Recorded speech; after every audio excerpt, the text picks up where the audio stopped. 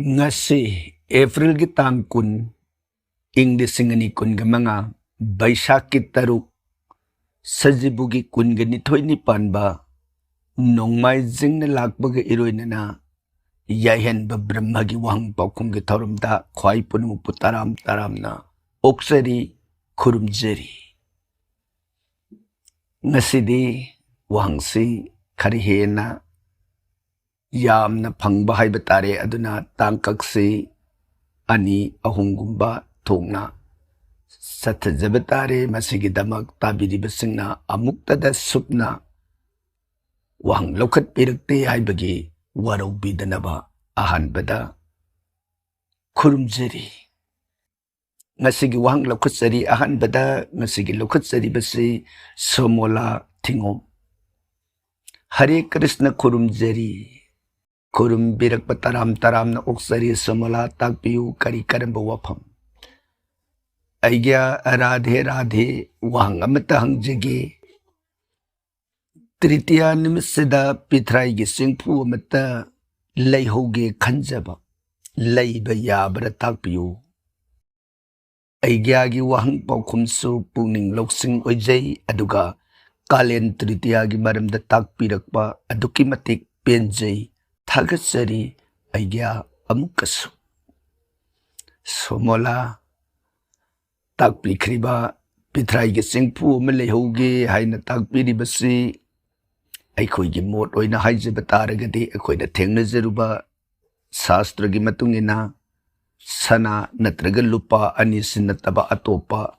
makhal amatagi dhatu amadi glass ki oiba item sing Nimisidadi apabu oide haidana thamjakiba posa aduda so adumak mayak sengna thamjakre haina laujay maramaduna yaragadi madu tawbidabani hena phai haiba akoina thengnajaruba lairiki matungina thamjabani aduga masi nattabada pitrai ki singpulsi leibige haibadudi isagi apambani sumaina thamjabatai aduga ekoi wang paukhung gi thorum sing sibu tabiraga nungai haina phungdok pirakpa masigi damak ekoi gi maikei degesu hainingai leitana nungai ba apien ba phungdok sabugu loinana somola busu thagatsari tainarak badang sigi anisubada lokhutsari bisuna sujata moitang them takpiu sujata kari karamba wafam aigya khurumjeri taram taram na oksari kalin tritiya numita laigi phak masa ama lairik phan leijaba yagadra ya sujata takpirakli ba wafam sigidi toidongna kairoi haibadi phak leiba aduga ugi oiba polamsing leibadi nimisida apan ba leitabana toidongna phai haijabatai thagatsari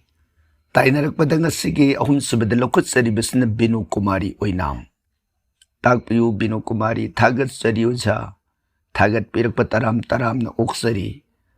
Kanamanadi sana lupa ngamdrabasu arang bakolik oina lepsin jabasu phay hainay.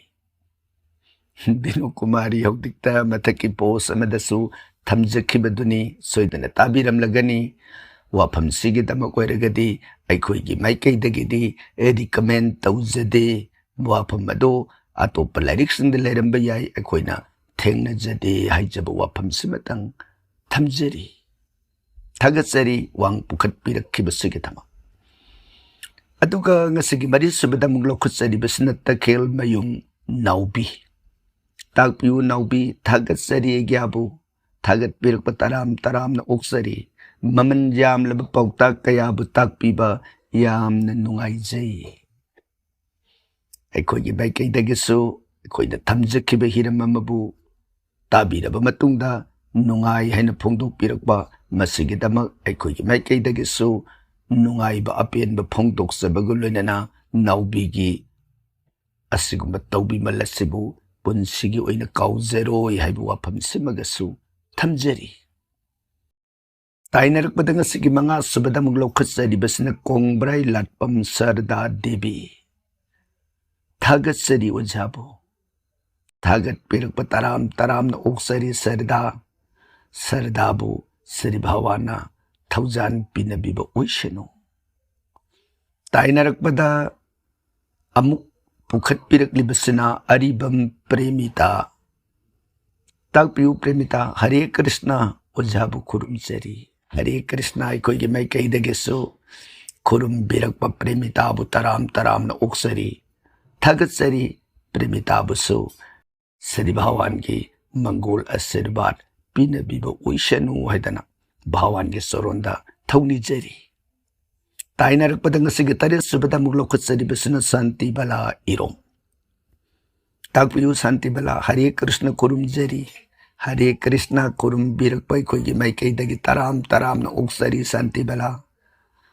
ꯈꯪꯖꯅꯤꯡꯕ ꯋꯥꯐꯝ ꯈꯪꯍꯟꯕꯤꯕꯒꯤꯗꯃꯛ ꯌꯥꯝꯅ ꯅꯨꯡꯉꯥꯏꯖꯩ꯫ ꯁꯥꯟꯇꯤꯕꯂꯥꯅ ꯑꯩꯈꯣꯏꯅ ꯊꯝꯖꯈꯤꯕ ꯋꯥꯐꯝ ꯑꯗꯨꯕꯨ ꯇꯥꯕꯤꯔꯕ ꯃꯇꯨꯡꯗ ꯅꯨꯡꯉꯥꯏ ꯍꯥꯏꯅ ꯐꯣꯡꯗꯣꯛꯄꯤꯔꯛꯄ ꯑꯩꯈꯣꯏꯒꯤ ꯃꯥꯏꯀꯩꯗꯒꯤꯁꯨ ꯑꯄꯦꯟꯕ ꯑꯃꯗꯤ ꯅꯨꯡꯉꯥꯏꯕꯗꯨ ꯐꯣꯡꯗꯣꯛꯆꯕꯒ ꯂꯣꯏꯅꯅ ꯁꯥꯟꯇꯤꯕꯂꯥꯒꯤ ꯃꯐꯝꯗ ꯃꯪꯒꯣꯜ ꯑꯥꯁꯤꯔꯕꯥꯗ ꯄꯤꯖꯔꯤ꯫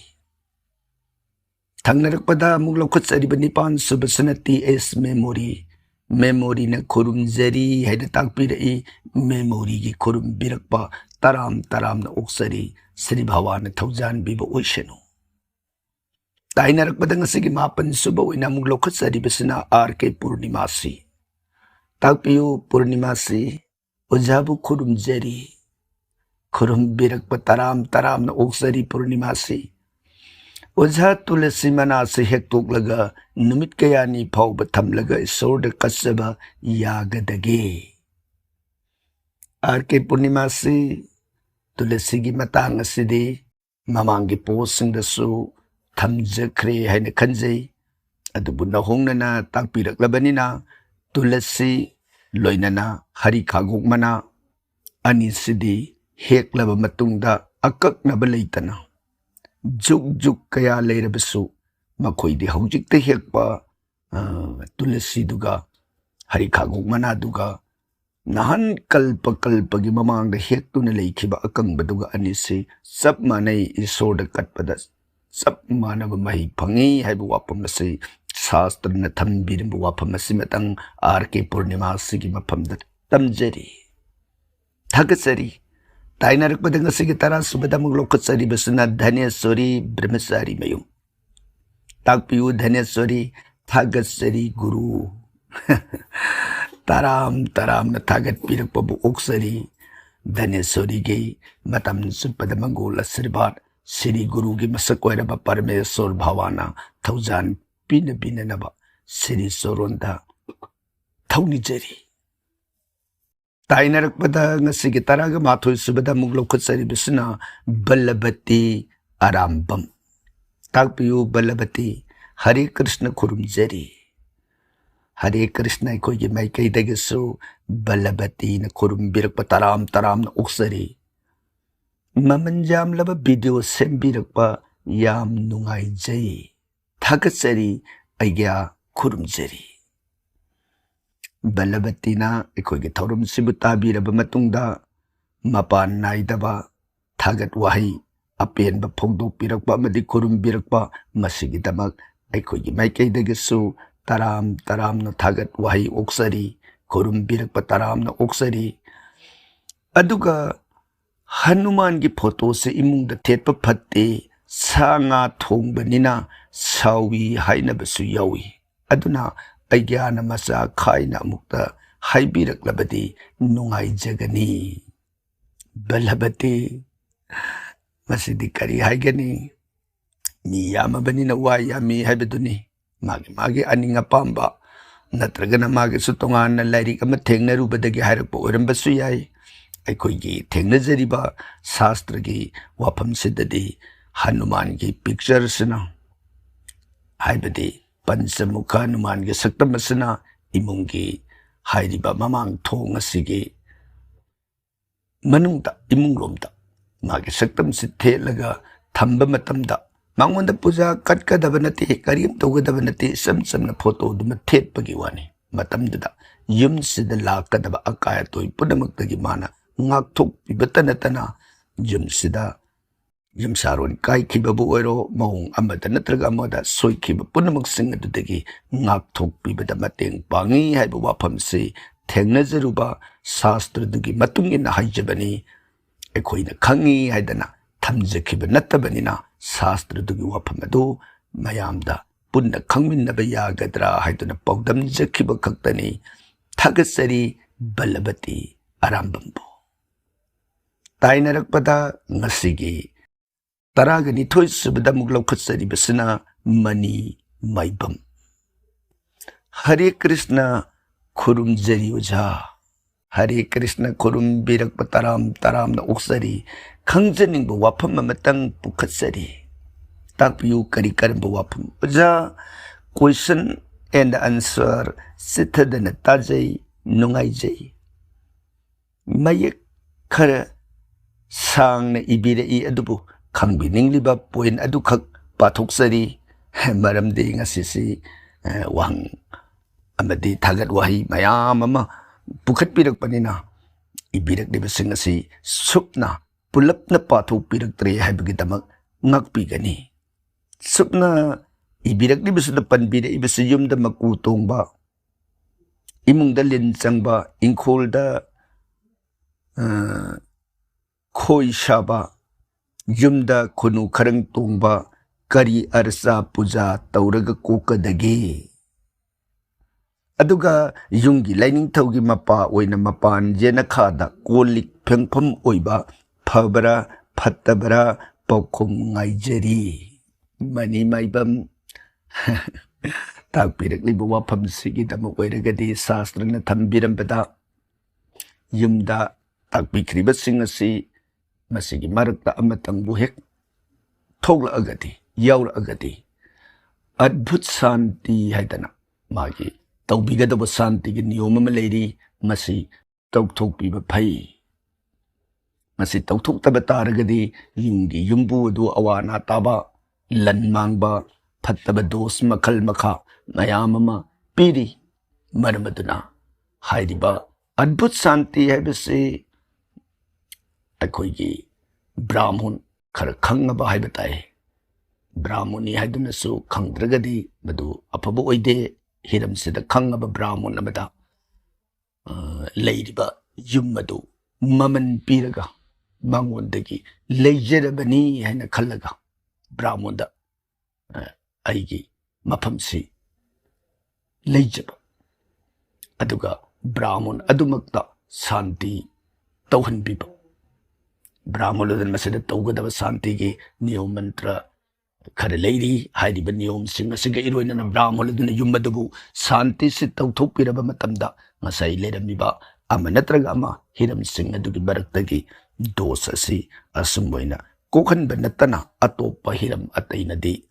asiguma mong asidagi kokpada khare lui haiba waphamasi shastrana thambiramiba waphamasibu mani maibamgi maphamda amukka hanna yahenba brahmana thamjari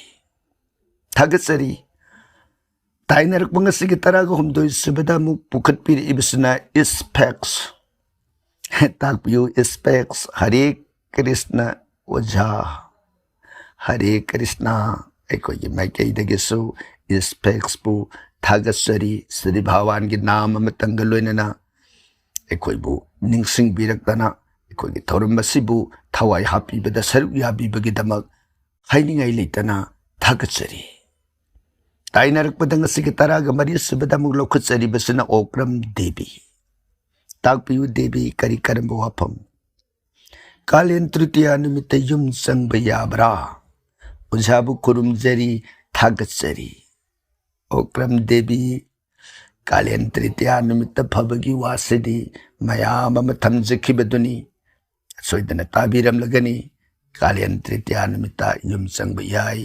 अतोप अतोप हिरम मयाम में याबा थमजखिबा अदुनी सुमुदना ओक्रम देवी की मफमदा अमुक सुहन्ना निंगसिंगजरी थागचरी ताइनरक पदंगसिगे तरागा मंगा सुबदा थंबिरकलिबसना Krishna Mohan Haobam thank you universe थागचरी कृष्ण मोहन मतम जुपदा श्री भावाना कृष्ण मोहन की मंगोल आशीर्वाद ꯄꯤꯅꯕꯤꯕ ꯑꯣꯏꯁꯅꯨ꯫ ꯇꯥꯏꯅꯔꯛꯄꯗ ꯉꯁꯤꯒꯤ 13 ꯁꯨꯕꯗ ꯑꯃꯨꯛ ꯂꯧꯈꯠꯆꯔꯤꯕꯁꯤꯅ ꯏꯕꯣꯝꯆꯥ ꯁꯤꯡꯍ꯫ ꯇꯥꯛꯄꯤꯌꯨ ꯏꯕꯣꯝꯆꯥ, ꯀꯔꯤ ꯀꯔꯝꯕ ꯋꯥꯐꯝ ꯇꯥꯟꯅ ꯁꯦꯝꯒꯦ? ꯑꯣꯖꯥ, ꯀꯔꯤꯒꯨꯝꯕ ꯑꯃꯇ ꯍꯪꯒꯠꯆꯔꯤ꯫ ꯌꯨꯝꯂꯥꯏꯊꯣꯛ ꯍꯥꯏꯕꯁꯤꯕꯨ ꯀꯔꯤꯅꯣ? ꯈꯪꯖꯅꯤꯡꯗꯨꯅ ꯍꯪꯖꯕꯅꯤ, ꯁꯦꯡꯅ ꯄꯥꯎꯈꯨꯝ ꯄꯤꯔꯛꯀꯅꯤ ꯅꯤꯡꯖꯩ, ꯑꯣꯖꯥꯕꯨ ꯊꯥꯒꯠꯆꯔꯤ꯫ ꯏꯕꯣꯝꯆꯥ, ꯇꯥꯛꯄꯤꯔꯛꯂꯤꯕ ꯋꯥꯐꯝ ꯑꯁꯤ ꯈꯔꯗꯤ ꯄꯥꯛ ꯆꯥꯎꯏ, ꯑꯗꯨꯕꯨ ꯁꯝꯅ ꯍꯥꯏꯔꯕꯗ ꯌꯨꯝꯂꯥꯏꯊꯣꯛ ꯍꯥꯏꯕꯁꯤ ꯑꯩꯒꯤ ꯌꯨꯝ ꯑꯗꯨꯒꯤ ꯃꯔꯥꯛ ꯃꯌꯨꯡ ꯑꯅꯤꯒꯤ ꯐꯤꯠ ꯃꯁꯤꯡꯁꯤ ꯑꯣꯟꯊꯣꯛꯄꯤꯔꯒ ꯃꯔꯥꯛꯀꯤ ꯐꯪꯉꯤꯕ ꯐꯤꯠ ꯃꯁꯤꯡꯗꯨꯅꯦ ꯃꯌꯨꯡꯒꯤ ꯐꯪꯉꯤꯕ ꯐꯤꯠ ꯃꯁꯤꯡ ꯑꯅꯤꯁꯤ ꯇꯤꯟꯁꯤꯟꯅꯕꯤꯔꯒ ꯇꯥꯔꯛꯄ ꯄꯣꯜ ꯑꯗꯨꯗ 9ꯁꯨ ꯑꯃꯨꯛ ꯇꯤꯟꯁꯤꯟꯕꯤꯔꯕ, ꯑꯗꯨꯒ ꯃꯗꯨꯗ ꯇꯥꯔꯛꯏꯕ ꯐꯣꯜ ꯑꯗꯨꯗ 9 ꯍꯥꯏꯕ ꯃꯁꯤꯡꯁꯤꯅ ꯌꯦꯟꯕ ꯃꯇꯝꯗ ꯁꯨꯏꯅꯣ ꯂꯦꯝꯕꯗꯤ ꯌꯨꯝꯂꯥꯏꯊꯣꯛ ꯀꯧꯋꯦ ꯁꯤꯅꯤ ꯁꯥꯁꯇ꯭ꯔꯅ ꯊꯝꯕꯤꯔꯝꯂꯤꯕꯁꯤ꯫ ꯑꯗꯨꯒ ꯑꯇꯣꯞ ꯑꯇꯣꯞꯄ ꯃꯁꯤꯡ 1 ꯂꯦꯝꯕ, 2 ꯂꯦꯝꯕ, 3 ꯂꯦꯝꯕ ꯍꯥꯏꯗꯅ ꯂꯩꯔꯤꯕ ꯂꯦꯝꯃꯤꯕ ꯃꯁꯤꯡꯁꯤꯡ ꯑꯁꯤꯒꯤꯁꯨ ꯇꯣꯉꯥꯟ ꯇꯣꯉꯥꯟꯅ ꯃꯥꯒꯤ ꯐꯣꯟꯗꯨ ꯂꯩꯖꯈ꯭ꯔꯦ꯫ ꯑꯗꯨꯕꯨ ꯏꯕꯣꯝꯆꯥꯅ ꯌꯨꯝꯂꯥꯏꯊꯣꯛ ꯍꯥꯏꯕ ꯀꯔꯤꯅꯣ ꯍꯥꯏꯅ ꯇꯥꯛꯄꯤꯔꯛꯄꯁꯤꯒꯤ ꯋꯥꯐꯝ ꯑꯣꯏꯅ ꯍꯥꯏꯔꯤꯕ ꯅꯤꯌꯣꯝꯁꯤꯗ ꯌꯦꯡꯕ ꯃꯇꯝꯗ ꯁꯨꯏꯅꯣ ꯂꯦꯝꯕꯗꯣ ꯃꯗꯨꯕꯨ ꯌꯨꯝꯂꯥꯏꯊꯣꯛ ꯀꯧꯋꯦ, ꯍꯥꯏꯕꯗꯤ ꯃꯗꯨ ꯃꯤꯅ ꯂꯩꯒꯗꯕ ꯌꯨꯝ ꯑꯣꯏꯗ꯭ꯔꯦ, ꯂꯥꯏꯒꯤ ꯌꯨꯝ ꯑꯣꯏꯌꯦ ꯍꯥꯏꯕ ꯑꯗꯨꯒꯤ ꯚꯥꯕ ꯑꯗꯨꯕꯨꯅꯤ ꯌꯨꯝꯂꯥꯏꯊꯣꯛ ꯍꯥꯏꯔꯤꯕꯁꯦ꯫ ꯊꯥꯒꯠꯆꯔꯤ꯫ ꯇꯥꯏꯅꯔꯛꯄꯗ ꯉꯁꯤꯒꯤ 13 ꯁꯨꯕꯗ ꯑꯃꯨꯛ ꯂꯧꯈꯠꯆꯔꯤꯕꯁꯤꯅ ꯊꯝꯕꯥꯜ ꯇꯣꯝꯕꯤ ꯂꯥꯏꯁ꯭ꯔꯝ꯫ ꯑꯩꯒꯤ ꯑꯔꯣꯏꯕ ꯇꯥꯡꯀꯛ ꯑꯁꯤꯁꯨ ꯇꯥꯕꯗ ꯑꯗꯨꯛꯀꯤ ꯃꯇꯤꯛ ꯀꯥꯟꯅꯕ ꯐꯪꯖꯩ꯫ ꯊꯝꯕꯥꯜ ꯇꯣꯝꯕꯤ, ꯌꯥꯝꯅ ꯅꯨꯡꯉꯥꯏꯖꯩ ꯑꯩꯈꯣꯏꯒꯤ ꯊꯧꯔꯝ ꯑꯁꯤꯕꯨ ꯇꯥꯕꯤꯔꯒ ꯅꯨꯡꯉꯥꯏ ꯍꯥꯏꯅ ꯐꯣꯡꯗꯣꯛꯄꯤꯔꯛꯄ, ꯃꯇꯝ ꯁꯥꯡꯅ ꯑꯩꯈꯣꯏꯒꯤ ꯊꯧꯔꯝ ꯑꯁꯤꯒꯤ ꯍꯧꯗꯣꯛꯂꯛꯄ ꯃꯇꯝꯗꯒꯤ ꯍꯧꯅ ꯁꯔꯨꯛ ꯌꯥꯕꯤꯔꯛꯂꯤꯕ ꯇꯥꯡꯂꯕ ꯑꯩꯈꯣꯏꯒꯤ ꯚꯤꯌꯨꯋꯔꯅꯤ, ꯅꯨꯡꯁꯤꯖꯔꯕ ꯂꯤꯁꯅꯔꯅꯤ, ꯍꯟꯅ ꯍꯟꯅ ꯊꯥꯒꯠꯆꯔꯤ꯫ ꯑꯗꯨꯒ ꯊꯝꯕꯥꯜ ꯇꯣꯝꯕꯤꯅ ꯃꯈꯥ ꯑꯃꯨꯛ ꯇꯥꯕꯤꯔꯛꯂꯤꯕꯁꯤꯅ ꯈꯨꯔꯨꯝꯖꯔꯤꯒ ꯕꯁꯤꯀꯔꯟ ꯍꯥꯏꯔꯤꯕ ꯋꯥꯍꯩꯁꯤꯒꯤ ꯃꯇꯥꯡꯗ ꯁꯟꯗꯣꯛꯅ ꯇꯥꯛꯄꯤꯌꯨ, ꯈꯨꯔꯨꯝꯖꯔꯤ꯫ ꯊꯝꯕꯥꯜ ꯇꯣꯝꯕꯤ, ꯈꯨꯔꯨꯝꯕꯤꯔꯛꯄ ꯇꯔꯥꯝꯅ ꯑꯣꯛꯆꯔꯤ꯫ ꯑꯗꯨꯒ ꯇꯥꯛꯄꯤꯔꯛꯂꯤꯕ ꯕꯁꯤꯀꯔꯟ ꯍꯥꯏꯔꯤꯕ ꯋꯥꯍꯩꯒꯤ ꯃꯇꯥꯡꯗ ꯍꯥꯏꯗꯅ ꯇꯥꯛꯄꯤꯔꯛꯂꯤꯕꯁꯤ ꯁꯪꯁꯀ꯭ꯔꯤꯠꯀꯤ ꯋꯥꯍꯩꯅꯤ, ꯕꯁꯤꯀꯔꯟ꯫ ꯚꯥꯁꯤ ꯍꯥꯏꯕꯁꯤ ꯋꯥꯁꯤ ꯍꯥꯏꯅꯁꯨ ꯄꯥꯏ ꯁꯪꯁꯀ꯭ꯔꯤꯠꯇ, ꯑꯗꯨꯕꯨ ꯑꯩꯈꯣꯏ ꯈꯪꯅꯕ ꯃꯑꯣꯡꯗ ꯏꯕꯤꯔꯛꯂꯤꯕꯗꯁꯨ ꯕꯥꯁꯤ ꯍꯥꯏꯅ ꯏꯔꯛꯑꯕꯅꯤꯅ ꯑꯗꯨꯝ ꯊꯝꯖꯔꯒꯦ꯫ ꯕꯥꯁꯤ ꯍꯥꯏꯕꯗꯤ ꯀꯅꯥꯒꯨꯝꯕ ꯑꯃꯒꯤ ꯃꯈꯥꯗ ꯃꯤꯌꯥꯝ ꯑꯃꯕꯨ ꯁꯨꯃꯠꯄ ꯉꯝꯕ, ꯆꯤꯡꯁꯤꯟꯕ ꯉꯝꯕ, ꯃꯗꯨꯒꯤ ꯆꯤꯡꯁꯤꯟꯕꯒꯤ ꯊꯕꯛꯇꯨ ꯇꯧꯅꯅꯕ ꯇꯧꯔꯤꯕꯗꯨꯕꯨꯅ ꯀꯔꯟ ꯀꯧꯏ꯫ ꯕꯥꯁꯤꯀꯔꯟ ꯍꯥꯏꯕꯗꯤ ꯏꯁꯝ ꯁꯝꯅ ꯍꯥꯏꯔꯕꯗ ꯑꯩꯈꯣꯏꯒꯤ ꯃꯤꯇ꯭ꯔꯪ ꯇꯧꯔꯒ ꯅꯠꯇ꯭ꯔꯒ ꯃꯥꯌꯥ ꯖꯥꯗꯨ ꯃꯟꯇ꯭ꯔ ꯇꯧꯔꯒ ꯅꯠꯇ꯭ꯔꯒ ꯃꯑꯣꯡ ꯑꯃꯗ ꯅꯠꯇ꯭ꯔꯒ ꯑꯃꯗ ꯃꯥꯅ ꯃꯤꯌꯥꯝ ꯑꯃꯕꯨ ꯑꯦꯇ꯭ꯔꯦꯛ ꯇꯧꯕ, ꯃꯉꯣꯟꯗ ꯃꯤꯌꯥꯝ ꯑꯃꯕꯨ ꯆꯤꯡꯁꯤꯟꯗꯨꯅ ꯁꯨꯃꯠꯄ ꯉꯝꯕ ꯑꯗꯨꯕꯨ ꯕꯁꯤꯀꯔꯟ ꯍꯥꯏꯅ ꯁꯪꯁꯀ꯭ꯔꯤꯠꯀꯤ ꯁꯕꯗꯥꯔꯊꯗ ꯂꯩ꯫ ꯃꯁꯤꯒꯤ ꯍꯤꯔꯝ ꯑꯁꯤꯗ ꯕꯁꯤꯀꯔꯟ ꯕꯤꯗ꯭ꯌꯥ ꯃꯌꯥꯝ ꯑꯃꯁꯨ ꯂꯩ ꯍꯥꯏꯗꯅ ꯑꯣꯖꯥꯁꯤꯡꯅ ꯄꯥꯎꯗꯝꯕꯤꯔꯛꯄꯒꯤ ꯋꯥꯐꯝꯁꯨ ꯊꯝꯕꯤꯔꯝꯃꯤ꯫ ꯊꯥꯒꯠꯆꯔꯤ ꯊꯝꯕꯥꯜ ꯇꯣꯝꯕꯤ ꯂꯥꯏꯁ꯭ꯔꯝ꯫ ꯇꯥꯏꯅꯔꯛꯄꯗ ꯉꯁꯤꯒꯤ 19 ꯁꯨꯕꯗ ꯑꯃꯨꯛ ꯂꯧꯈꯠꯆꯔꯤꯕꯁꯤꯅ ꯑꯥꯔꯇꯤꯅꯥ ꯁꯔꯃ꯫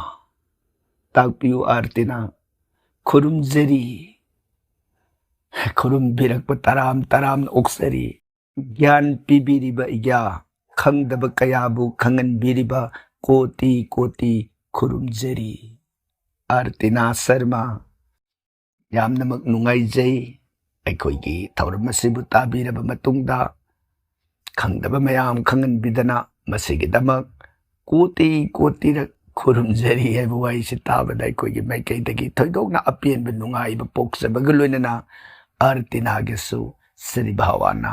ꯃꯇꯝ ꯆꯨꯞꯄꯗ ꯃꯪꯒꯣꯟ ꯀꯣꯇꯤ ꯀꯣꯇꯤꯔꯛ ꯄꯤꯅꯕꯤꯅꯅꯕ ꯁ꯭ꯔꯤ ꯚꯒꯋꯥꯟꯒꯤ ꯆꯣꯔꯣꯟꯗ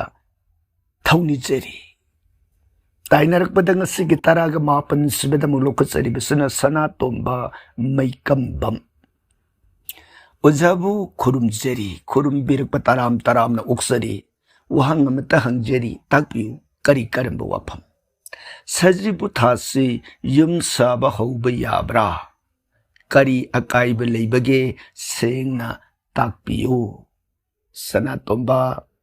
ꯊꯝꯕꯤꯔꯛꯂꯤꯕ ꯋꯥꯐꯝ ꯑꯁꯤꯒꯤ ꯑꯣꯏꯔꯒꯗꯤ ꯋꯥꯐꯝꯁꯤ खर चयनबा हाइबा ताई करिनो चयनबा हाइना थमजबगी मरमदी युम साबा होबसे अदुम याई हाइना लौरबसु काइदे हाइबा ताई अदुगा मोसी खरे लेबननी वाफमसिना चयनबा हाइना थमजरिबसे से मपुंग ओइना हुजुकसिदा कोइना येंगनरे इबसे मी अदुगी युम साबा याबा सही मतंग ओइब्रा हाइबसे मे येंगबा मतुंगदा मागी युमसी अफबा थबान नुमित थादुदा दम साबा होन खरगा मरुंग ओइना जत्रा हुनबगी मतमसिदा ओइना येंगनरक हाइबताई मसिना वाफम अमु ओइना थमखरगा मतंगसिदा चयनबा हाइबदी करिनो हाइबदा वास्तु शास्त्रगा मैतै लेबा के सन्नबिगा खेनबा मोट खरसु लेबा अदुगा अमु मैतै लेबा कसिगी मनुंगदा लेरिबा सिदसु अमुक मतोमता चयनबगी भाव अमसु अदुम उबा हाइजबगी अर्थदी मैतै अकोइगी मणिपुर इरमदमसिदा पीरिबा लाइरिकना थम्बिरिबसि सजिबु थवान लांगबन वाक्सिंग लमदा हाइरिबा था मंगासि युम साबा यादे हाइना थम्बि अदुगा अमुकसु पीरिबसि सौरगी हाइबदी नुमित की थाजत हाइबताई थागी थाजत नतबा नुमित की थाजत बैशाख आषाढ़ श्रावण कार्तिक अग्रहायन फाल्गुन थादा युम साबा फै सेनी अमुक पीरिबसि मसि हारकपा कांदा येनरिबसि सजिबु थादा युम साबा यादे हारंबदुना सौरगी हाइदि नुमित की थाजत की बैशाख हारकपा मतमदा बैशाखना हौगदोरिबसि चहिदुगी लमदा थागी चैत्रगी इरुई लुइबा नुमित अदुबनी अकोइना चैराउबा हाइदना लाउरिबसि चैराउबसिना थामैदा थासिरमदाइदा लाउखरगदी लाउरे नतना थाजिंदा लाउबा तारगदी मागी बैशाखसी चैत्र लोइरगा बैशाख सजिबुसि दम हौदोइनी अदुगा अदुगी बैशाख हौरबनिना बैशाख तो दम याई हाइदोइनी बैशाखसिना कालेन था फाउगी संगसिलगा थाजिन ओइगरगना कालेनदा याम संगसिंद्रे अदुगा थामै ओइरगदी कालेन था मपुम नक्ना संगसिलग अदुगी ज्येष्ठ कालेन था से मु हौगिदोरिब अदुगा आषाढ़ हाइरिबा था से सोमु साइगी कालेन दुगी ज्येष्ठ दुलोरगा इंगा इंगेनगी मतम से अमु सुमोइदना हाइरिबा सौरगी मासता पीरिबसे बैशाख युम साबा याई आषाढ़ साबा याई श्रावण साबा याई कार्तिक साबा याई अग्रहायन फाल्गुन हाइरिबा सिंगसिदा अमु याई हाइना मु पीबा मतक्तना सजिबु साबा यादे हाइना पीखरगा हौजिंगना मु मतंग मतंग मयाम अमि याबगी मोंगसो अदुना मरकसिदा खरा चयनबा अदुगा मु सोमदा मैतै लेपाकी मणिपुर की वाफम से मुक थमगा वास्तु शास्त्र न पीरिबा मोतना मु करी हाइरिबगे हाइबदा सजिबु लमदा कालेन मेरा वाक्सिंग हाइरिबा था मंगासी अफबा था सिंगनी मसिदा युम सागदोबनी से अदुगा सारोइदोबा था सिंग फत्ते हाइरिबसना थवाने लांगबने पुइनुने मसिना फत्तबा था सिंगनी हाइना थम्बिरम फत्तबा थानी हाइरिबगी मतमसिदा पीरिबा मोटना वास्तु शास्त्र हाइरिबदे फत्ते हाइना पीरिबा था सिंग असिगी मरमदे हाइरिबा था मतमसिदा थवाने लांगबने पुइनुने था हुनसिगी मतमसिदा पृथ्वी की लेबाक असिदा यामना फत्तबा केमिकल रिएक्शन अमखक लई अदना मरम ओइदना मतमसिदा युम साबा हौखिबा मतमदा युमदुगी मखादा लेबदा अफबा ओइदे मरमदना हाइरिबा था सिंग असिदा युम सारोइदोबनी हाइना मोसे सुमनसु पीबा अदना हाइरिबा नियम सिंग असि वास्तु शास्त्रगा मैतेलिबा के सन्नबिगी मौंग असिगदसु मानबा खैतंगसु यावरगा मानदबसु दुम येसिनबा अदना हौजि अयाम्बना तौंदरिबसे मागी अफबा मतमदु येंगगा चौराकना जत्रा हुनबगी मतमसे जत्रा हुनबसिदा ख्वाइदगी फबा था ख्वाइदगी फबा नुमित मतम अदुदा पोलोई फरबदी if Fai हाइनबदो adana amaromda ngasai gi hauji matam sidadi ugi yum wagi yum mai bisi kaya leraktrabanina se ki yum moina sarak matamda yum si matam khada sang na sang bana maram oidana magi matam ama sana rama yum di yalan bada yum si paring thabal waraga jatra si hana yum khat jatra si yum aga madra ten ngaktana map nak ya ta question dana usek tong dana na ba adigi huyen sang dana ba haidana maduga sanarama yum oiba hojikina yum si afabadda saba hoguraga hayeng magi pulap complete loiraba matamduda jatra si kona hunba jatra hunba matam sida yum sabadu numituda haure loire haibagi baba sida asumwaina sum sannarakba sida magi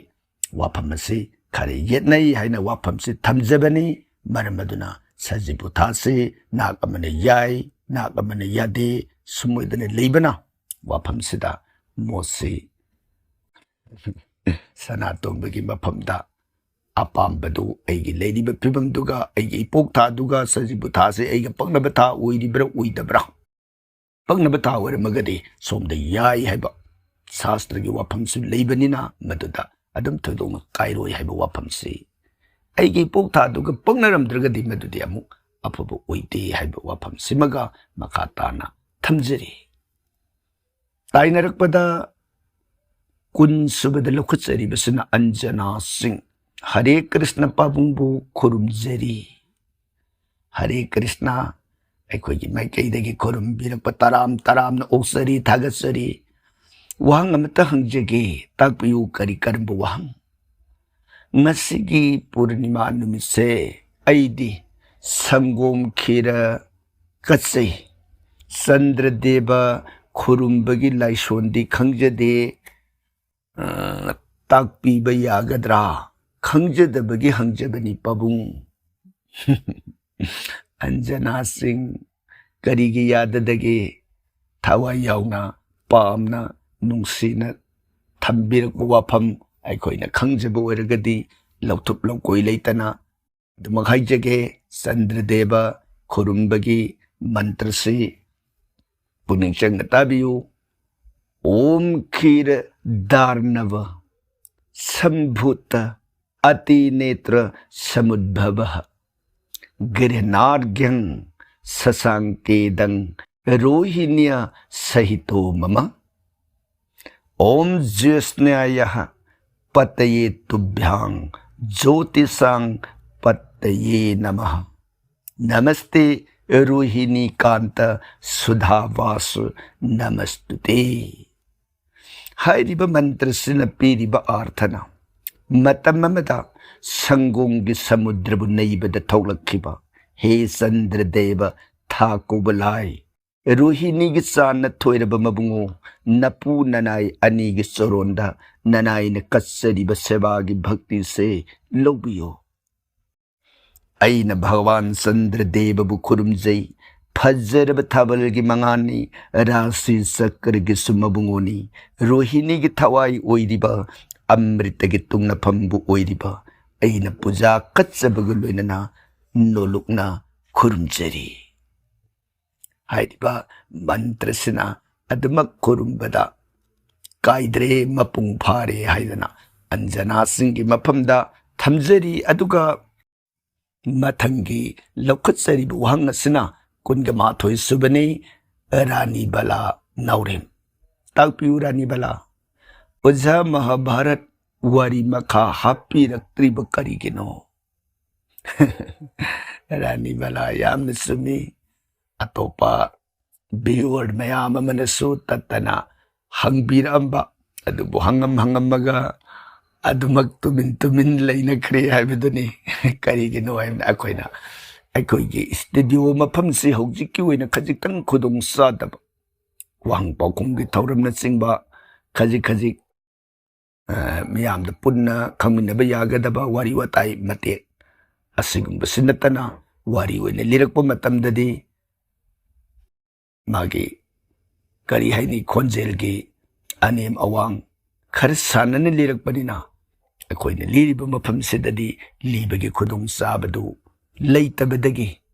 mafamdu ꯁꯦꯝꯕ ꯁꯥꯕ ꯍꯦꯛ ꯂꯣꯏꯔꯛꯄꯒ ꯑꯃꯨꯛ ꯍꯟꯅ ꯋꯥꯔꯤ ꯃꯈꯥꯁꯤ ꯆꯠꯊꯅꯅꯕ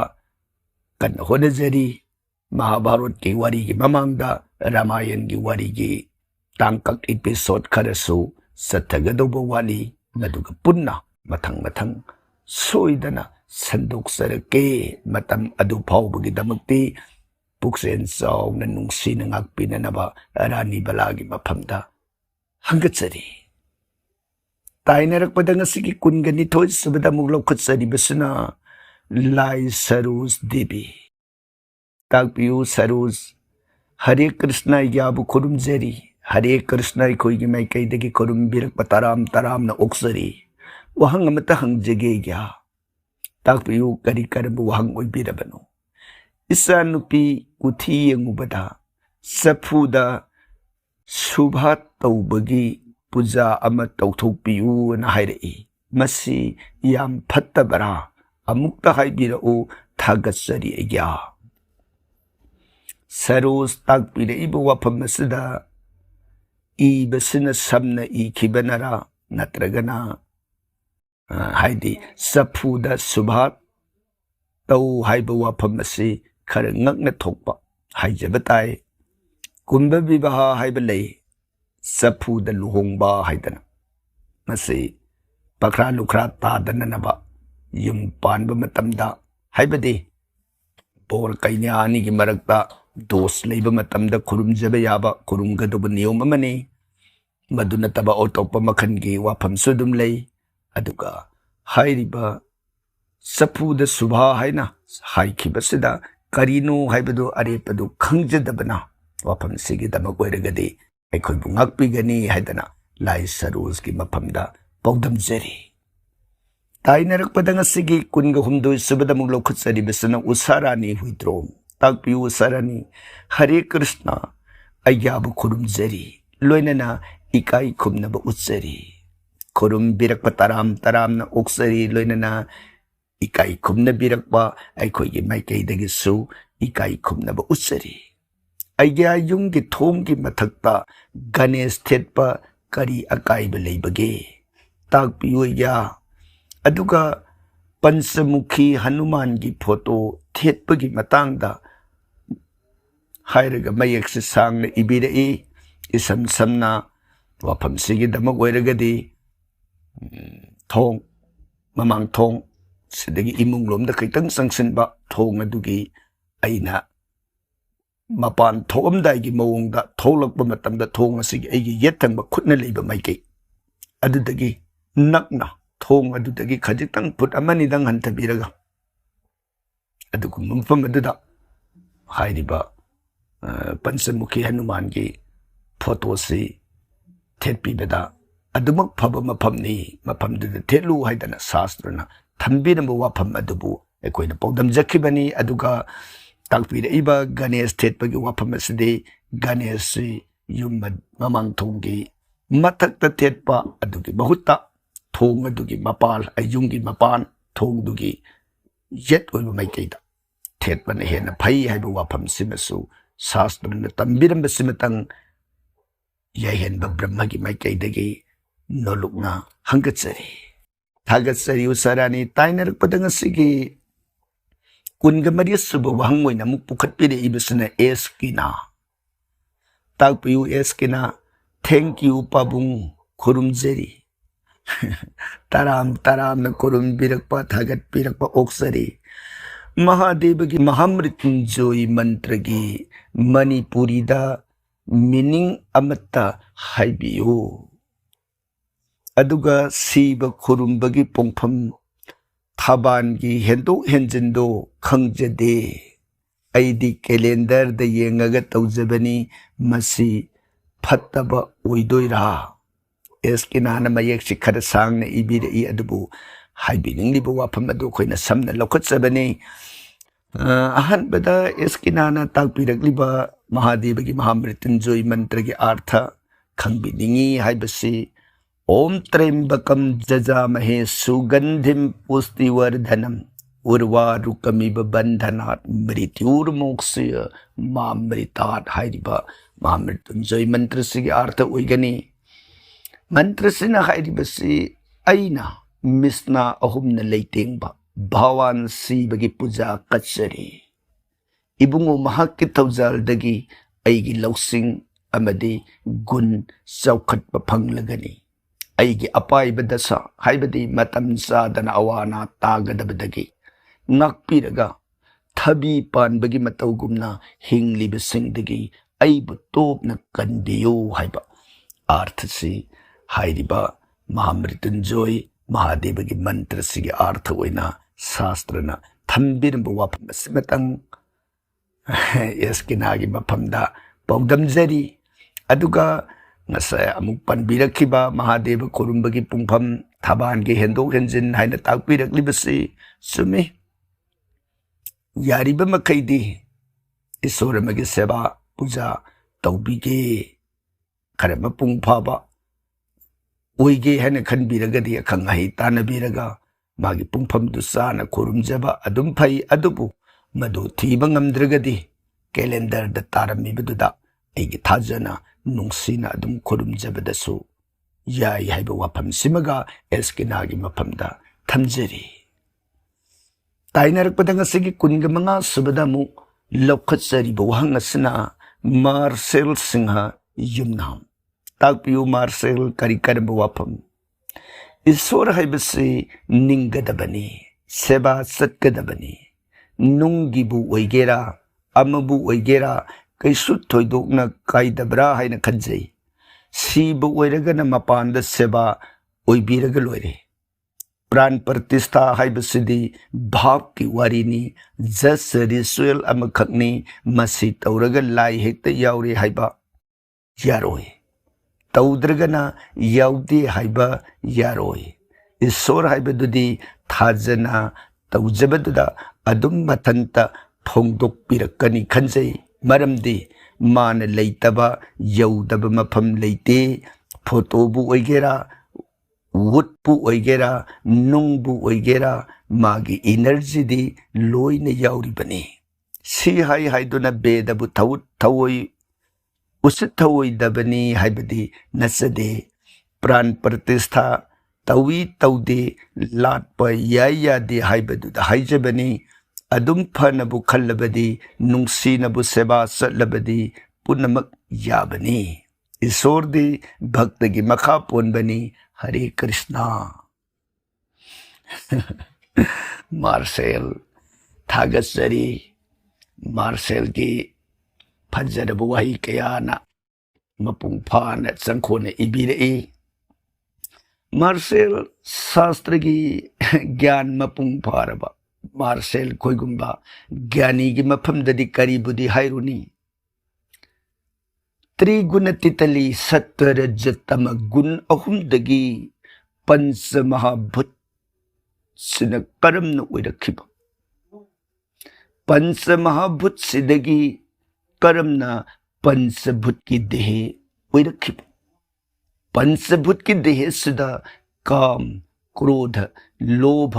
मोह मद मासुज सयरी पूर्ण करमन संलखिबा ꯑꯩꯒꯤ ꯅꯠꯇꯦ ꯈꯜꯂꯕꯁꯨ ꯈꯪꯂꯕꯁꯨ ꯖꯤꯕꯅ ꯃꯁꯥꯒꯤ ꯑꯄꯥꯝꯕꯕꯨ ꯀꯔꯤꯒꯤ ꯊꯥꯗꯣꯛꯅꯕ ꯉꯝꯗ꯭ꯔꯤꯕ ꯑꯗꯨꯒ ꯑꯩꯒꯤ ꯂꯩꯔꯤꯕ ꯑꯗꯨꯃꯛꯇꯗ ꯃꯤꯒꯤꯗ ꯂꯩꯔꯤꯕ ꯑꯗꯨꯅ ꯍꯦꯟꯅ ꯐꯒꯗꯕꯣꯏ ꯈꯜꯂꯤꯕ ꯂꯣꯏꯕ ꯅꯥꯏꯗꯕ ꯑꯄꯥꯝꯕ ꯀꯜꯂꯛꯄ ꯁꯨꯃꯠꯄ ꯑꯗꯨꯒ ꯖꯤꯕꯅ ꯄ꯭ꯔꯤꯊꯤꯕꯤꯁꯤꯗ ꯀꯔꯤ ꯇꯧꯕ ꯂꯥꯛꯂꯤꯕ ꯀꯔꯤ ꯄꯨꯔꯒ ꯍꯟꯈꯤꯕ करीबु पृथ्वी सिदा थनमगदगी मसिदा बेदगी थुपलब ज्ञान मार्ग भक्ति मार्ग तौगदब तौरोइदब कर्म कांड सिंबु खंजनिंदुना तमजरिबनी थीजरिबनी एखोइदि करीमत खंजद्रिबनी मसिदा मरुप सिंगना एखोइबु थाजबिबदगी नुंसीबिबदगी मागी मागी ओइब खंजनिंदुना हिरमसिदा पामजदुना नोलुकपग लोइनना हंगबिरखिबसिंगी पाउखुम ओइना वेद शास्त्रना थंबिरमलिबा अमदि ओजासिंगना ताकपिरंबा वाफमसिंग अदुतबु थमजबनी मार्सेल गुमना एखोइदि मपुंग फाना ईश्वरगी ओइब ज्ञानसि खंजद्रिबनिना थमोय सेंगना नुंसीना सेबा चलबदि पुनमक याबनी हाइब वाफमसि ꯑꯩꯈꯣꯏꯅ ꯊꯝꯖꯕ ꯉꯝꯖꯗꯕꯅꯤ ꯋꯥꯔꯧꯕꯤꯗꯅꯕ ꯅꯣꯂꯨꯛꯆꯔꯤ ꯊꯥꯒꯠꯆꯔꯤ ꯉꯁꯤꯒꯤ ꯀꯨꯟꯒ ꯇꯔꯨꯛ ꯁꯨꯕꯗ ꯂꯧꯈꯠꯆꯔꯤꯕꯁꯤꯅ ꯁꯩꯇꯚꯃꯥ ꯆꯅꯨ ꯇꯥꯛꯄꯤꯌꯨ ꯁꯩꯇꯚꯃꯥ ꯑꯍꯥꯟꯕꯃꯛꯇꯗ ꯑꯣꯖꯥꯕꯨ ꯈꯨꯔꯨꯝꯖꯔꯤ ꯈꯨꯔꯨꯝꯕꯤꯔꯛꯄ ꯇꯔꯥꯝ ꯇꯔꯥꯝꯅ ꯑꯣꯛꯆꯔꯤ ꯁꯩꯇꯚꯃꯥ ꯁꯣꯔ ꯄꯨꯡꯐꯝ ꯌꯦꯡꯕꯒꯤ ꯍꯪꯖꯈꯤꯕ ꯄꯥꯎꯈꯨꯝ ꯄꯤꯕꯤꯔꯛꯄꯒꯤ ꯊꯥꯒꯠꯆꯔꯤ ꯈꯪꯗꯕ ꯀꯌꯥ ꯈꯪꯖꯔꯤ ꯃꯇꯝ ꯁꯥꯡꯅ ꯑꯩꯈꯣꯏ ꯃꯌꯥꯝꯒꯤ ꯂꯝꯖꯤꯡꯕꯤꯈꯣ ꯁꯩꯇꯚꯃꯥ ꯑꯩꯈꯣꯏꯅ ꯃꯃꯥꯡꯒꯤ ꯋꯥꯍꯪ ꯄꯥꯎꯈꯨꯝꯒꯤ ꯊꯧꯔꯝ ꯑꯃꯗ ꯁꯩꯇꯚꯃꯥꯅ ꯍꯪꯕꯤꯔꯛꯄ ꯋꯥꯍꯪꯒꯤ ꯄꯥꯎꯈꯨꯝ ꯊꯝꯖꯈꯤꯕꯗ ꯁꯩꯇꯚꯃꯥꯅ ꯑꯄꯦꯟꯕ ꯐꯣꯡꯗꯣꯛꯄꯤꯗꯅ ꯑꯩꯈꯣꯏꯒꯤ ꯃꯥꯏꯀꯩꯗꯁꯨ ꯃꯇꯝ ꯁꯥꯡꯅ ꯃꯤꯌꯥꯝꯒꯤ ꯁꯦꯕꯥ ꯐꯪꯕ ꯑꯣꯏꯕꯤꯌꯨ ꯍꯥꯏꯗꯅ ꯃꯪꯒꯣꯜ ꯑꯁꯤꯔꯕꯥꯠ ꯄꯤꯅꯕꯤꯔꯛꯄ ꯇꯔꯥꯝ ꯇꯔꯥꯝꯅ ꯑꯣꯛꯆꯕꯒ ꯂꯣꯏꯅꯅ ꯁꯩꯇꯚꯃꯥꯒꯤ ꯃꯐꯝꯗꯁꯨ ꯃꯪꯒꯣꯜ ꯑꯁꯤꯔꯕꯥꯠ ꯄꯤꯖꯔꯤ ꯊꯥꯒꯠꯆꯔꯤ ꯇꯥꯏꯅꯔꯛꯄꯗ ꯉꯁꯤꯒꯤ ꯀꯨꯟꯒ ꯅꯤꯄꯥꯟ ꯁꯨꯕꯗ ꯑꯃꯨꯛ ꯂꯧꯈꯠꯆꯔꯤꯕꯁꯤꯅ ꯌꯨꯝꯈꯥꯏꯕꯝ ꯅꯨꯡꯁꯤ ꯇꯣꯝꯕꯤ ꯈꯨꯔꯨꯝꯖꯔꯤ ꯑꯣꯖꯥ ꯈꯨꯔꯨꯝꯕꯤꯔꯛꯄ ꯇꯔꯥꯝ ꯇꯔꯥꯝꯅ ꯑꯣꯛꯆꯔꯤ ꯈꯪꯗꯕ ꯀꯌꯥꯕꯨ ꯈꯪꯍꯟꯕꯤꯕꯒꯤꯗꯃꯛ ꯊꯥꯒꯠꯆꯔꯤ ꯊꯥꯒꯠꯄꯤꯔꯛꯄ ꯇꯔꯥꯝꯅ ꯑꯣꯛꯆꯕꯒ ꯂꯣꯏꯅꯅ ꯈꯪꯗꯕ ꯃꯌꯥꯝ ꯑꯃ ꯈꯪꯍꯟꯕꯤꯕꯒꯤ ꯑꯩꯈꯣꯏꯗ ꯅꯨꯡꯁꯤꯕ ꯋꯥꯍꯩ ꯋꯥꯇꯥ ꯂꯩꯁꯤ ꯂꯩꯊꯣꯟꯗꯅ ꯑꯄꯦꯟꯕ ꯅꯨꯡꯉꯥꯏꯕ ꯐꯣꯡꯗꯣꯛꯄꯤꯔꯛꯄ ꯃꯁꯤꯒꯤꯗꯃꯛ ꯑꯩꯈꯣꯏꯒꯤ ꯃꯥꯏꯀꯩꯗꯒꯤꯁꯨ ꯌꯨꯝꯈꯥꯏꯕꯝ ꯅꯨꯡꯁꯤ ꯇꯣꯝꯕꯤꯒꯤ ꯃꯐꯝꯗ ꯃꯪꯒꯣꯜ ꯑꯁꯤꯔꯕꯥꯠ ꯄꯤꯖꯔꯤ ꯁ꯭ꯔꯤ ꯚꯥꯋꯥꯅ ꯊꯧꯖꯥꯟꯕꯤꯕ ꯑꯣꯏꯁꯅꯨ ꯇꯥꯏꯅꯔꯛꯄꯗ ꯉꯁꯤꯒꯤ ꯀꯨꯟꯒ ꯃꯥꯄꯟ ꯁꯨꯕꯗ ꯑꯃꯨꯛ ꯂꯧꯈꯠꯆꯔꯤꯕꯁꯤꯅ ꯇꯝꯐꯥꯃꯅꯤ ꯁꯔꯃ ꯇꯥꯛꯄꯤꯌꯨ ꯇꯝꯐꯥꯃꯅꯤ ꯇꯥꯃꯣ ꯈꯨꯔꯨꯝꯖꯔꯤ ꯇꯥꯃꯣꯒꯤ ꯂꯥꯏꯚ ꯑꯣꯏꯅ ꯋꯥꯍꯪ ꯄꯥꯎꯈꯨꯝꯒꯤ ꯑꯣꯏꯕ ꯃꯇꯝ ꯑꯃ ꯐꯤꯛꯁ ꯇꯧꯔꯒ ꯁꯦꯝꯕꯤꯌꯨ ꯈꯨꯔꯨꯝꯖꯔꯤ ꯇꯝꯐꯥꯃꯅꯤ ꯇꯥꯛꯄꯤꯔꯛꯂꯤꯕ ꯋꯥꯐꯝꯁꯤ ꯍꯧꯖꯤꯛꯇꯁꯨ ꯃꯃꯥꯡꯗ ꯊꯝꯖꯈꯤꯕ ꯑꯩꯈꯣꯏꯒꯤ ꯏꯁꯇꯨꯗꯤꯑꯣꯒꯤ ꯈꯨꯗꯣꯡꯆꯥꯗꯕꯅ ꯃꯔꯝ ꯑꯣꯏꯔꯒ ꯑꯊꯦꯡꯕ ꯃꯤꯗꯅꯥꯏꯠꯇ ꯇꯧꯖꯔꯤꯕ ꯔꯦꯀꯣꯔꯠ ꯑꯣꯏꯕꯅ ꯍꯥꯏꯔꯤꯕ ꯇꯥꯏꯃꯤꯡ ꯑꯁꯤꯗ ꯈꯨꯗꯣꯡꯆꯥꯗꯕ ꯈꯔꯁꯨ ꯂꯩꯕꯒꯤ ꯏꯔꯣꯏꯅꯅ ꯑꯃꯨꯛ ꯏꯁꯇꯨꯗꯤꯑꯣꯗꯨ ꯈꯨꯗꯣꯡꯆꯥꯔꯦ ꯍꯥꯏꯅ ꯂꯧꯔꯒꯁꯨ ꯃꯁꯤ ꯍꯧꯖꯤꯛꯃꯛꯀꯤꯗꯤ ꯈꯖꯤꯛ ꯈꯨꯗꯣꯡꯆꯥꯔꯣꯏꯗꯧꯕ ꯍꯥꯏꯖꯕ ꯇꯥꯏ ꯃꯔꯝꯗꯤ ꯋꯥꯍꯪꯁꯤ ꯑꯩꯈꯣꯏꯅ ꯊꯝꯖꯔꯤꯕ ꯋꯥꯔꯤꯒꯤ ꯃꯍꯥꯚꯥꯔꯠ ꯔꯥꯃꯥꯌꯟꯒꯤ ꯂꯤꯖꯔꯤꯕ ꯋꯥꯔꯤ ꯑꯗꯨꯒꯤ ꯃꯔꯛꯇ ꯇꯥꯕꯤꯔꯒ ꯃꯗꯨꯒꯤ ꯋꯥꯍꯪ ꯑꯗꯨꯈꯛ ꯄꯨꯈꯠꯄꯤꯔꯛꯑꯒ ꯄꯥꯎꯈꯨꯝꯗꯨ ꯄꯤꯕ ꯑꯣꯏꯔꯒꯗꯤ ꯅꯠꯇ꯭ꯔꯒꯅ ꯑꯩꯈꯣꯏꯅ ꯈꯪꯖꯕ ꯊꯦꯡꯅꯖꯔꯨꯕ ꯃꯄꯥ ꯃꯄꯥꯗꯨꯗ ꯆꯥꯅ ꯍꯪꯕꯤꯔꯛꯑꯒꯗꯤ ꯐꯕ ꯃꯗꯨ ꯅꯠꯇꯕ ꯇꯣꯉꯥꯟ ꯇꯣꯉꯥꯟꯕ ꯍꯥꯏꯕ ꯇꯥꯏ ꯋꯥꯍꯪꯁꯤ ꯑꯗꯨꯛꯀꯤ ꯃꯇꯤꯛ ꯅꯥꯛ ꯌꯦꯠ ꯃꯥꯏꯀꯩ ꯀꯌꯥꯗꯒꯤ ꯍꯪꯉꯛꯄ ꯋꯥꯍꯪ ꯑꯣꯏꯕꯅ ꯑꯩꯈꯣꯏꯗ ꯃꯗꯨ ꯍꯦꯛꯇ ꯂꯥꯏꯚ ꯑꯣꯏꯕ ꯀꯥꯟꯗ ꯂꯥꯏꯔꯤꯛ ꯅꯩꯅꯗꯕ ꯌꯥꯔꯛꯇꯕ ꯑꯗꯨꯗꯒꯤ ꯀꯔꯤꯒꯨꯝꯕꯗ ꯁꯥꯁꯇ꯭ꯔꯗꯨ ꯍꯪꯉꯛꯏꯕ ꯋꯥꯍꯪꯗꯨ ꯁꯥꯁꯇ꯭ꯔꯗꯨ ꯀꯔꯝꯕ ꯁꯥꯁꯇ꯭ꯔꯒꯤ ꯃꯅꯨꯡꯗ ꯌꯥꯎꯒꯗꯒꯦ ꯃꯗꯨ ꯀꯔꯝꯕ ꯚꯦꯗꯒꯤ ꯃꯅꯨꯡ ꯆꯟꯒꯗꯒꯦ ꯍꯥꯏꯕꯒꯤ ꯅꯩꯅꯕꯒꯤ ꯈꯨꯗꯣꯡꯆꯥꯕꯗꯨ ꯐꯪꯉꯛꯇꯕꯗ ꯃꯗꯨ ꯕꯦꯔꯥ ꯑꯣꯏꯒꯗꯧꯕ ꯑꯗꯨꯒ ꯃꯗꯨ ꯂꯥꯏꯔꯤꯛꯇ ꯌꯦꯡꯕ ꯃꯇꯝꯗ ꯈꯨꯗꯣꯡ ꯆꯥꯔꯛꯇꯕꯗ ꯀꯅꯥꯒꯨꯝꯕ ꯈꯪꯍꯩ ꯑꯣꯖꯥ ꯒꯨꯔꯨ ꯇꯥꯟꯅꯒꯗꯕꯒꯤ ꯇꯥꯟꯖꯥ ꯑꯗꯨꯁꯨ ꯐꯪꯗꯕ ꯀꯥꯟꯗ ꯇꯧꯒꯗꯧꯔꯤꯕ ꯊꯧꯔꯝ ꯑꯗꯨ ꯑꯄꯟꯕ ꯑꯣꯏꯒꯅꯤ ꯃꯔꯝ ꯑꯗꯨꯅ ꯋꯥꯐꯝꯁꯤꯒꯤꯗꯃꯛ ꯑꯣꯏꯔꯒꯗꯤ ꯑꯀꯛꯅꯕ ꯍꯤꯔꯝ ꯑꯃꯈꯛꯇꯒꯤ ꯑꯣꯏꯅ ꯇꯥꯡꯀꯛ ꯅꯥꯏꯅ ꯁꯟꯗꯣꯛꯑꯒꯗꯤ ꯋꯥꯐꯝꯁꯤ ꯆꯠꯊꯕ ꯌꯥꯒꯗ꯭ꯔꯥ ꯃꯗꯨ ꯅꯠꯇ꯭ꯔꯒꯗꯤ ꯈꯖꯤꯛꯇꯪ ꯈꯨꯗꯣꯡ ꯆꯥꯔꯣꯏꯗꯧꯕ ꯍꯥꯏꯖꯕ ꯇꯥꯏ ꯅꯨꯡꯉꯥꯏꯖꯩ ꯇꯝꯐꯥꯃꯅꯤ ꯋꯥꯐꯝ ꯑꯃꯇꯪ ꯄꯨꯈꯠꯄꯤꯔꯛꯇꯅ ꯑꯩꯈꯣꯏꯒꯤ ꯊꯧꯔꯝ ꯑꯁꯤꯕꯨ ꯃꯄꯨꯡ ꯐꯥꯍꯟꯕꯗ ꯁꯔꯨꯛ ꯌꯥꯕꯤꯈꯤꯕꯒꯤꯗꯃꯛ ꯊꯥꯒꯠꯆꯔꯤ ꯇꯥꯏꯅꯔꯛꯄꯗ ꯉꯁꯤꯒꯤ 30 ꯁꯨꯕꯗ ꯂꯧꯈꯠꯆꯔꯤꯕꯁꯤꯅ ꯔꯣꯃꯤꯂꯥ ꯑꯩꯒꯤ ꯄꯥꯕꯨꯡ ꯑꯣꯖꯥꯒꯤ ꯄꯥꯎꯈꯨꯝ ꯃꯌꯥꯝꯁꯦ ꯇꯥꯕꯗ ꯄꯨꯝꯄꯦꯟ ꯄꯦꯟꯖꯕꯒ ꯂꯣꯏꯅꯅ ꯊꯥꯒꯠꯆꯔꯤ ꯅꯨꯡꯉꯥꯏꯖꯩ ꯔꯣꯃꯤꯂꯥꯅ ꯑꯩꯈꯣꯏꯒꯤ ꯊꯧꯔꯝꯕꯨ ꯇꯥꯕꯤꯔꯒ ꯌꯥꯝꯅꯃꯛ ꯄꯦꯟꯕꯤ ꯍꯥꯏꯅ ꯇꯥꯛꯄꯤꯔꯛꯄ ꯑꯩꯈꯣꯏꯒꯤ ꯃꯥꯏꯀꯩꯗꯒꯤꯁꯨ ꯅꯨꯡꯉꯥꯏꯕ ꯐꯣꯡꯗꯣꯛꯆꯔꯤ ꯑꯗꯨꯒ ꯑꯩꯒꯤ ꯏꯁꯣꯔ ꯂꯥꯠꯐꯝ ꯀꯥꯗ ꯔꯥꯙꯥ ꯀ꯭ꯔꯤꯁꯅ ꯂꯛष्मी ꯀꯨꯕꯦꯔ ꯄꯨꯟꯅ ꯂꯥꯠꯄ ꯌꯥꯕ꯭ꯔꯥ ꯄꯥꯎꯈꯨꯝ ꯉꯥꯏꯖꯒꯦ ꯔꯣꯃꯤꯂꯥ ꯂꯥꯠꯄꯤꯔꯤꯕ ꯃꯐꯝ ꯑꯗꯨꯗ ꯂꯣꯏꯅ ꯂꯥꯠꯄꯤꯌꯨ ꯀꯩꯁꯨ ꯀꯥꯏꯗꯦ ꯑꯗꯨꯕꯨ ꯃꯊꯛꯇ ꯑꯩꯈꯣꯏꯅ ꯍꯥꯏꯖꯈꯤꯕꯗꯨꯅꯤ ꯑꯩꯈꯣꯏꯅ ꯏꯁꯣꯔ ꯑꯃꯒꯤ ꯁꯦꯕꯥ ꯇꯧꯕ ꯍꯥꯏꯕꯁꯤꯗ ꯌꯨꯝꯒꯤ ꯏꯁꯣꯔ ꯍꯥꯏꯕꯁꯤ ꯌꯨꯝꯒꯤ ꯏꯁꯣꯔꯅ ꯂꯩꯕ ꯃꯐꯝꯗ ꯑꯇꯣꯞꯄ ꯗꯦꯕꯥ ꯗꯦꯕꯤꯁꯤꯡꯒ ꯂꯩꯃꯤꯟꯅꯕꯗ ꯃꯗꯨ ꯌꯨꯝꯒꯤ ꯏꯁꯣꯔꯒ ꯌꯥꯅꯗꯕ ꯍꯦꯛ ꯊꯣꯛꯄ ꯌꯥꯎꯏ ꯃꯔꯝ ꯑꯗꯨꯅ ꯃꯗꯨ ꯑꯩꯈꯣꯏꯅ ꯊꯋꯥꯏ ꯍꯥꯞꯄ ꯄ꯭ꯔꯥꯟ ꯄ꯭ꯔꯇꯤꯁꯊꯥ ꯍꯥꯏꯕ ꯅꯤꯌꯣꯝꯗꯨ ꯇꯧꯕꯤꯗꯅ ꯑꯩꯅ ꯅꯨꯡꯁꯤꯖꯕꯒꯤ ꯄꯥꯝꯖꯕꯒꯤ ꯃꯐꯝꯗꯨꯗ ꯑꯩꯈꯣꯏꯅ ꯄꯨꯖꯥ ꯀꯠꯆꯕ ꯈꯨꯔꯨꯝꯖꯕ ꯀꯔꯤꯝꯇ ꯑꯗꯨꯗꯗꯤ ꯑꯀꯥꯏꯕ ꯂꯩꯇ꯭ꯔꯦ ꯊꯋꯥꯏ ꯍꯥꯞꯄꯨꯔꯒꯗꯤ ꯃꯗꯨ ꯁꯦ ꯊꯋꯥꯏ ꯍꯥꯞꯄ ꯍꯥꯏꯕꯗꯤ ꯑꯩꯈꯣꯏꯅ ꯌꯨꯝꯒꯤ ꯂꯥꯏꯅꯤꯡꯊꯧ ꯍꯥꯏꯔꯤꯕꯁꯦ ꯂꯥꯏꯅꯤꯡꯊꯧꯗꯨꯁꯨ ꯊꯋꯥꯏ ꯍꯥꯞꯄꯒꯅꯤ ꯃꯥ ꯂꯩꯔꯤꯕꯗꯨ ꯑꯗꯨꯅ ꯁꯣꯝꯗ ꯑꯩꯈꯣꯏꯅ ꯏꯃꯨꯡꯗꯨꯒꯤ ꯃꯅꯨꯡꯗ ꯑꯇꯣꯞꯄ ꯗꯦꯕꯥ ꯗꯦꯕꯤꯁꯤꯡ ꯊꯋꯥꯏ ꯍꯥꯞꯄꯒ ꯊꯝꯖꯤꯜꯂꯛꯑꯒꯗꯤ ꯌꯨꯝꯗꯨꯒꯤ ꯑꯣꯏꯅ ꯃꯥꯅ ꯅꯤꯡꯊꯧꯅꯤ ꯍꯥꯏꯅ ꯂꯩꯕ ꯑꯗꯨꯒ ꯑꯇꯣꯞꯄ ꯂꯥꯏꯁꯤꯡꯗꯨꯅꯁꯨ ꯃꯥꯒꯤ ꯈꯨꯕꯝꯗꯨꯃ ꯀꯜꯂꯛꯄꯗ ꯃꯥꯁꯨ ꯅꯤꯡꯊꯧ ꯑꯣꯏꯒꯦ ꯍꯥꯏꯔꯛꯑꯒꯗꯤ ꯌꯨꯝꯗꯨꯗ ꯏꯁꯣꯔꯁꯤꯡ ꯑꯗꯨ ꯅꯤꯡꯉꯥꯏ ꯁꯪꯗꯥꯅꯔꯛꯄꯗ ꯃꯈꯥꯗ ꯂꯩꯔꯤꯕ ꯑꯩꯈꯣꯏ ꯃꯆꯥ ꯃꯅꯥꯏ ꯑꯣꯏꯕꯁꯤꯡ ꯑꯁꯤꯗ ꯃꯗꯨꯒꯤ ꯔꯤꯌꯦꯛꯁꯟ ꯏꯊꯤꯟ ꯐꯪꯉꯒꯗꯤ ꯑꯐꯕꯒꯤ ꯃꯍꯨꯠꯇ ꯐꯠꯇꯕ ꯑꯣꯏꯔꯛꯀꯗ꯭ꯔꯥ ꯍꯥꯏꯕꯒꯤ ꯑꯩꯈꯣꯏꯅ ꯏꯃꯨꯡꯗ ꯑꯁꯤꯒꯨꯝꯕ ꯗꯦꯕꯥ ꯗꯦꯕꯤꯁꯤꯡ ꯂꯥꯠꯄꯁꯤ ꯌꯥꯔꯤꯕ ꯃꯈꯩ ꯇꯧꯕꯤꯒꯅꯨ ꯇꯧꯕꯤꯒꯦ ꯍꯥꯏꯔꯒꯗꯤ ꯄ꯭ꯔꯥꯟ ꯄ꯭ꯔꯇꯤꯁꯊꯥ ꯖꯤꯕꯟꯌꯥꯁ ꯑꯪꯒꯟꯌꯥꯁ ꯍꯥꯏꯗꯅ ꯃꯥꯒꯤ ꯊꯋꯥꯏ ꯍꯥꯞꯄ ꯍꯥꯏꯕ ꯅꯤꯌꯣꯝꯗꯨ ꯇꯧꯗꯅ ꯄꯥꯝꯖꯕꯒꯤ ꯅꯨꯡꯁꯤꯕꯒꯤꯗꯤ ꯀꯩꯁꯨ ꯀꯥꯏꯗꯦ ꯍꯥꯏꯕ ꯋꯥꯐꯝꯁꯤ ꯊꯝꯖꯈꯤꯕꯗꯨꯅꯤ ꯃꯔꯝ ꯑꯗꯨꯅ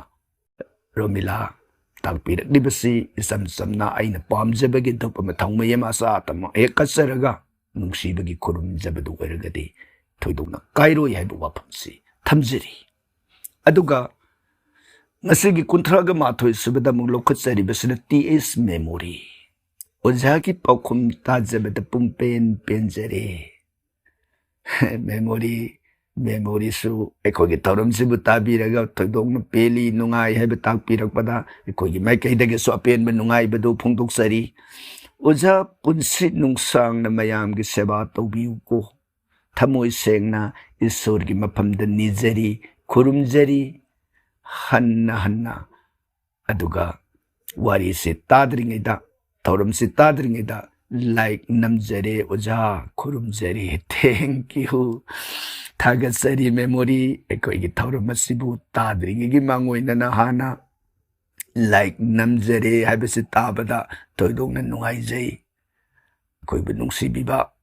ꯑꯩꯈꯣꯏꯕꯨ ꯄꯨꯛꯅꯤꯡ ꯊꯧꯒꯠꯄꯤꯕ ꯃꯁꯤꯒꯤꯗꯃꯛ ꯊꯣꯏꯗꯣꯛꯅ ꯑꯄꯦꯟꯕ ꯅꯨꯡꯉꯥꯏꯕꯗꯨ ꯐꯣꯡꯗꯣꯛꯆꯔꯤ ꯑꯩꯈꯣꯏꯗ ꯄꯨꯟꯁꯤ ꯅꯨꯡꯁꯥꯡꯕꯒꯤ ꯃꯪꯒꯣꯜ ꯑꯁꯤꯔꯕꯥꯗ ꯄꯤꯅꯕꯤꯔꯛꯄ ꯃꯁꯤꯒꯤꯗꯃꯛꯁꯨ ꯊꯣꯏꯗꯣꯛꯅ ꯅꯨꯡꯉꯥꯏꯕ ꯑꯄꯦꯟꯕꯗꯨ ꯐꯣꯡꯗꯣꯛꯆꯕꯒ ꯂꯣꯏꯅꯅ ꯃꯪꯒꯣꯜ ꯑꯁꯤꯔꯕꯥꯗ ꯂꯧꯖꯔꯤ ꯑꯗꯨꯒ ꯃꯦꯃꯣꯔꯤꯕꯨꯁꯨ ꯁ꯭ꯔꯤ ꯚꯒꯋꯥꯟꯅ ꯃꯇꯝ ꯆꯨꯞꯄꯒꯤ ꯑꯣꯏꯅ ꯅꯥꯗ ꯌꯦꯛꯇꯕ ꯄꯨꯟꯁꯤ ꯅꯨꯡꯁꯥꯡꯕ ꯍꯤꯔꯝ ꯈꯨꯗꯤꯡꯃꯛꯇ ꯐꯠꯇꯕ ꯑꯌꯦꯠꯄ ꯄꯨꯝꯅꯃꯛꯇꯒꯤ ꯅꯥꯟꯊꯣꯛꯇꯅ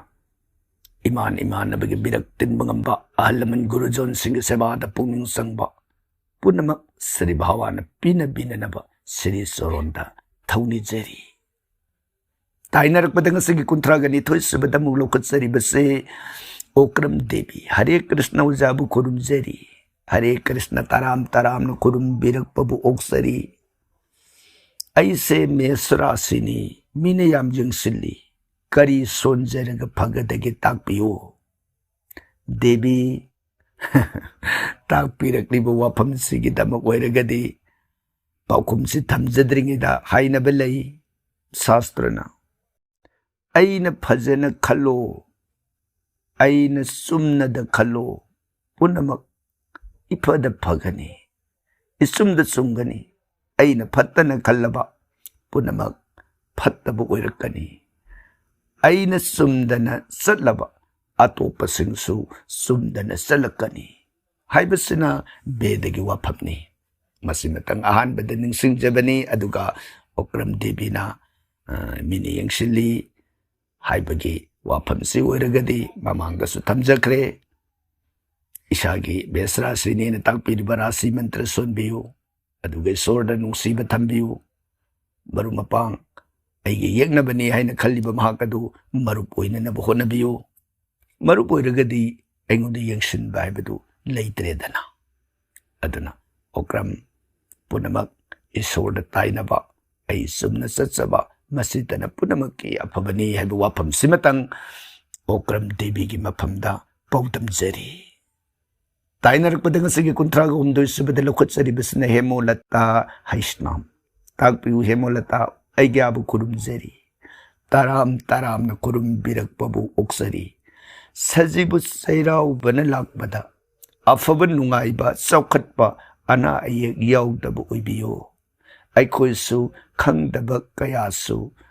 ꯈꯪꯕ ꯉꯝꯖꯔꯦ ꯃꯁꯤꯒꯤꯗꯃꯛ ꯊꯥꯒꯠꯆꯔꯤ ꯍꯦꯃꯣꯂꯇꯥ ꯆꯩꯔꯥꯎꯕꯒꯤ ꯌꯥꯏꯐ ꯄꯥꯎꯖꯦꯜ ꯄꯤꯕꯤꯔꯛꯄ ꯊꯣꯏꯗꯣꯛꯅ ꯅꯨꯡꯉꯥꯏꯕ ꯑꯄꯦꯟꯕ ꯄꯣꯛꯆꯩ ꯇꯔꯥꯝ ꯇꯔꯥꯝꯅ ꯃꯪꯒꯣꯜ ꯑꯁꯤꯔꯕꯥꯠ ꯂꯧꯖꯔꯤ ꯊꯥꯒꯠꯄꯤꯔꯛꯄ ꯇꯔꯥꯝ ꯇꯔꯥꯝꯅ ꯑꯣꯛꯆꯔꯤ ꯍꯦꯃꯣꯂꯇꯥꯁꯨ ꯁꯖꯤꯕꯨ ꯆꯩꯔꯥꯎꯕꯅ ꯂꯥꯛꯄꯒ ꯏꯔꯣꯏꯅꯅ ꯆꯍꯤꯁꯤꯗ ꯂꯥꯛꯀꯗꯕ ꯑꯋꯥ ꯑꯅꯥ ꯈꯨꯗꯣꯡ ꯆꯥꯗꯕ ꯄꯨꯝꯅꯃꯛꯇꯒꯤ ꯅꯥꯟꯊꯣꯛꯇꯅ ꯃꯇꯝ ꯁꯥꯡꯅ ꯏꯁꯣꯔ ꯁꯦꯕꯥ ꯉꯝꯕ ꯑꯍꯜ ꯂꯃꯟ ꯒꯨꯔꯨꯖꯣꯟ ꯁꯦꯕꯥꯗ ꯂꯦꯞꯅ ꯄꯨꯛꯅꯤꯡ ꯆꯪꯖꯕ ꯉꯝꯖꯕ ꯍꯤꯔꯝ ꯈꯨꯗꯤꯡꯃꯛꯇ ꯃꯥꯏ ꯄꯥꯛꯄ ꯅꯨꯡꯉꯥꯏꯕ ꯍꯥꯏꯕꯗꯣ ꯁꯗꯤ ꯚꯥꯋꯥꯅ ꯄꯤꯅꯕꯤꯕ ꯑꯣꯏꯁꯅꯨ ꯇꯥꯏꯅꯔꯛꯄꯗ ꯉꯁꯤꯒꯤ 34 ꯁꯨꯕꯗ ꯑꯃꯨꯛ ꯂꯧꯈꯠꯆꯔꯤꯕꯁꯤ ꯑꯟꯖꯅꯥ ꯁꯤꯡ ꯍꯔꯦ ꯀ꯭ꯔꯤꯁꯅ ꯄꯥꯕꯨꯡ ꯌꯥꯝ ꯅꯨꯡꯉꯥꯏꯖꯩ ꯈꯪꯗꯕ ꯃꯌꯥꯝ ꯇꯥꯛꯄꯤꯕꯒꯤꯗꯃꯛ ꯑꯟꯖꯅꯥ ꯁꯤꯡ ꯍꯔꯦ ꯀ꯭ꯔꯤꯁꯅ ꯑꯩꯈꯣꯏꯒꯤ ꯃꯥꯏꯀꯩꯗꯒꯤꯁꯨ ꯑꯄꯦꯟꯕ ꯐꯣꯡꯗꯣꯛꯆꯕꯒ ꯂꯣꯏꯅꯅ ꯑꯟꯖꯅꯥꯕꯨꯁꯨ ꯊꯥꯒꯠꯆꯔꯤ ꯁ꯭ꯔꯤ ꯚꯥꯋꯥꯅ ꯑꯟꯖꯅꯥꯕꯨ ꯊꯧꯖꯥꯟ ꯄꯤꯅꯕꯤꯕ ꯑꯣꯏꯁꯅꯨ ꯇꯥꯏꯅꯔꯛꯄꯗ ꯉꯁꯤꯒꯤ 35 ꯁꯨꯕꯗ ꯑꯃꯨꯛ ꯂꯧꯈꯠꯆꯔꯤꯕꯁꯤꯅ ꯀꯣꯟꯁꯝ ꯁꯩꯂꯕꯇꯤ ꯗꯦꯕꯤ ꯇꯥꯛꯄꯤꯌꯨ ꯁꯩꯂꯕꯇꯤ ꯑꯩꯒ꯭ꯌꯥꯕꯨ ꯈꯨꯔꯨꯝꯖꯔꯤ ꯈꯨꯔꯨꯝꯕꯤꯔꯛꯄ ꯇꯔꯥꯝ ꯇꯔꯥꯝꯅ ꯑꯣꯛꯆꯔꯤ ꯑꯩꯒ꯭ꯌꯥꯅ ꯈꯪꯗꯕ ꯀꯌꯥꯕꯨ ꯇꯥꯛꯄꯤꯗꯨꯅ ꯑꯩꯗꯤ ꯃꯤꯠ ꯅꯥꯀꯣꯡ ꯁꯤꯡꯂꯦ ꯑꯩꯒ꯭ꯌꯥ ꯄꯨꯟꯁꯤ ꯅꯨꯡꯁꯥꯡꯕ ꯑꯣꯏꯕꯤꯌꯨ ꯑꯣꯟꯊꯣꯛꯅ ꯅꯨꯡꯉꯥꯏꯖꯈ꯭ꯔꯦ ꯁꯩꯂꯕꯇꯤ ꯑꯩꯈꯣꯏꯒꯤ ꯇꯧꯖꯔꯤꯕ ꯊꯧꯔꯝ ꯃꯁꯤꯕꯨ ꯇꯥꯕꯤꯔꯕ ꯃꯇꯨꯡꯗ ꯊꯣꯏꯗꯣꯛꯅ ꯃꯤꯠ ꯅꯥ ꯁꯤꯡꯉꯦ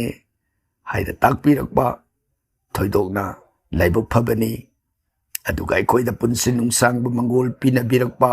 ꯀꯣꯟꯁꯝ ꯁꯩꯂꯕꯇꯤꯕꯨꯁꯨ ꯁ꯭ꯔꯤ ꯚꯥꯋꯥꯅ ꯃꯇꯝ ꯁꯥꯡꯅ ꯏꯁꯣꯔꯒꯤ ꯁꯦꯕꯥ ꯉꯝꯅ ꯑꯍꯜ ꯂꯃꯟ ꯒꯨꯔꯨꯖꯣꯟꯁꯤꯡꯒꯤ ꯁꯦꯕꯥ ꯏꯆꯥ ꯏꯁꯨꯁꯤꯡꯒꯤ ꯁꯦꯕꯥ ꯏꯃꯥꯟꯅꯕꯁꯤꯡꯒꯤ ꯃꯤꯔꯛ ꯇꯤꯟꯅ ꯅꯨꯡꯉꯥꯏ ꯌꯥꯏꯐꯅ ꯄꯥꯟꯕ ꯉꯝꯕ ꯀ꯭ꯔꯤꯄꯥ ꯄꯤꯅꯕꯤꯕ ꯑꯣꯏꯁꯅꯨ ꯍꯥꯏꯗꯅ ꯚꯥꯋꯥꯟꯒꯤ ꯆꯣꯔꯣꯟꯗ ꯊꯧꯅꯤꯖꯔꯤ ꯇꯥꯏꯅꯔꯛꯄꯗ ꯉꯁꯤꯒꯤ 36 ꯁꯨꯕꯗ ꯂꯧꯈꯠꯆꯔꯤꯕꯁꯤꯅ ꯃꯥꯏꯃꯣꯝ ꯅꯦꯟꯁꯤꯀꯥ ꯇꯥꯛꯄꯤꯌꯨ ꯅꯦꯟꯁꯤꯀꯥ ꯔꯥꯁꯤꯒꯤ ꯈꯨꯔꯨꯝꯕꯁꯤ ꯐꯃꯨꯡꯗ ꯂꯩꯔꯤꯉꯩꯗ ꯁꯣꯟꯒꯗ꯭ꯔꯥ ꯅꯨꯃꯤꯠꯀꯤꯁꯨ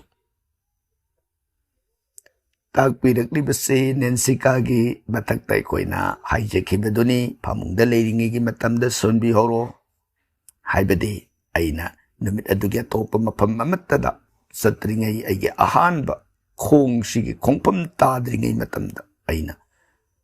ꯅꯨꯡꯁꯤꯅ ꯁꯣꯟꯖꯕꯗꯣ ꯃꯗꯨꯗ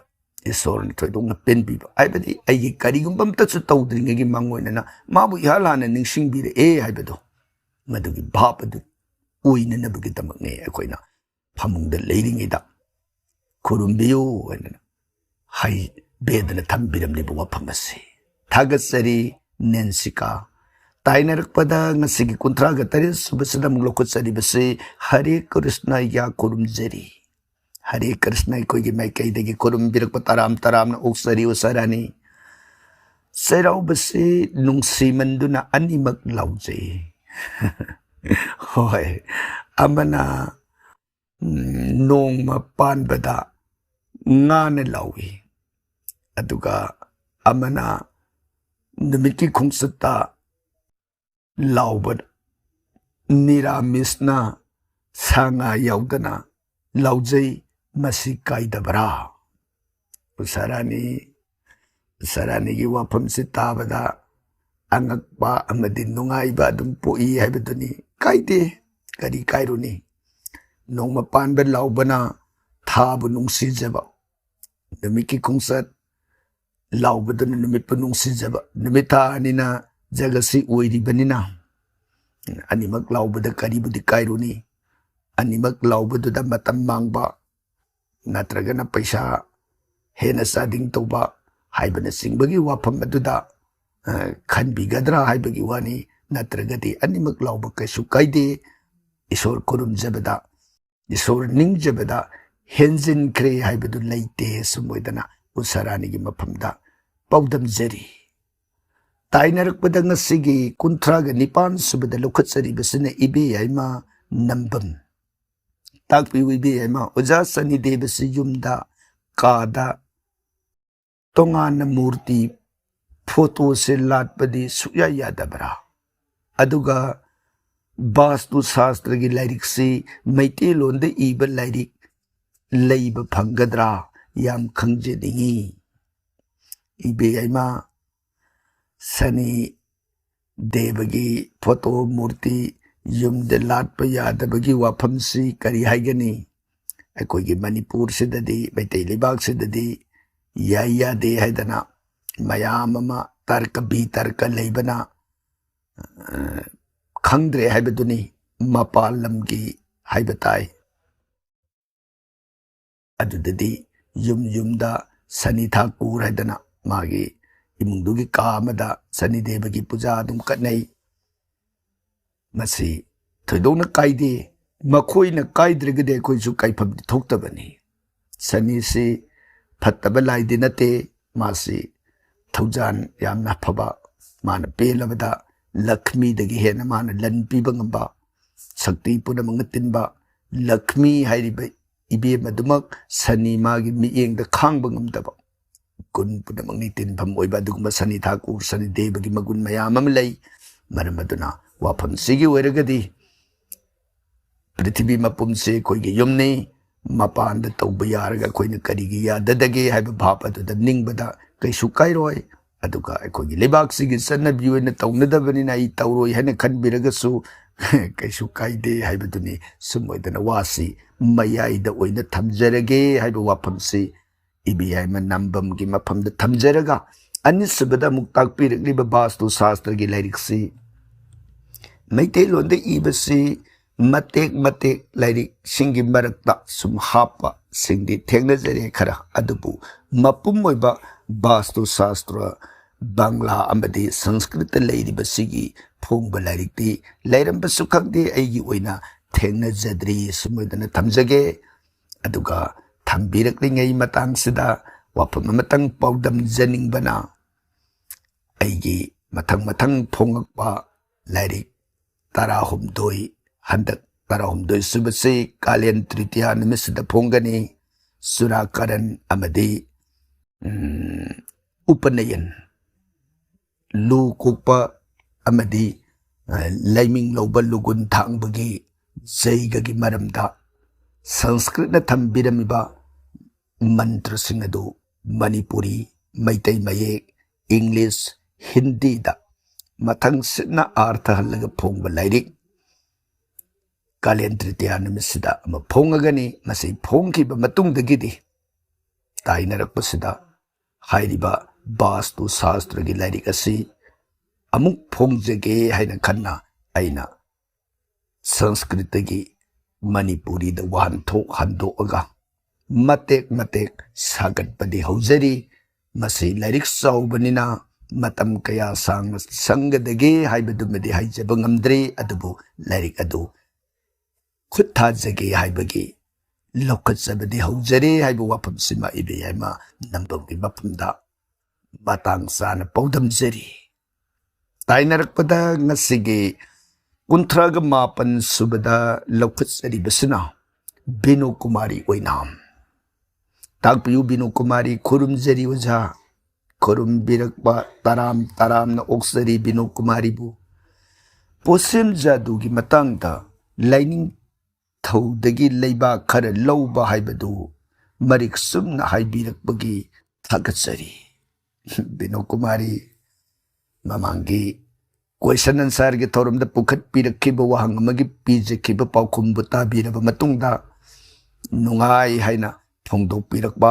masigidamak binu kumari bu aikhogi maikaidagi amukka suhana apenba amadi thagatsabadu phongtoksari ngasigidi matang sida wang kuntraga mapan sikhak laukhatsaraga mathangi makhad thabirakliba singi question answer de mathang oina step ahumgumbada thamjarage punamakpu ngasigi oinadi matang asida aroiba oina khurumjari